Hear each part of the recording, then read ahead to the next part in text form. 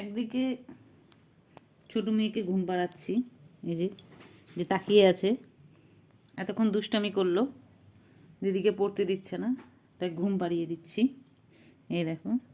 আর আরেক দিকে বড় মেয়ে পড়তেছে, দাঁড়াও তোমাদের দেখাই, এই দেখো আরেকদিকে বড় মেয়ে পড়তেছে, এতক্ষণ বুনুর অত্যাচার সহ্য করলো, ওইভাবেই পড়লো, তাই তাই এখন অগত্যা ঘুম পাড়া দিচ্ছে।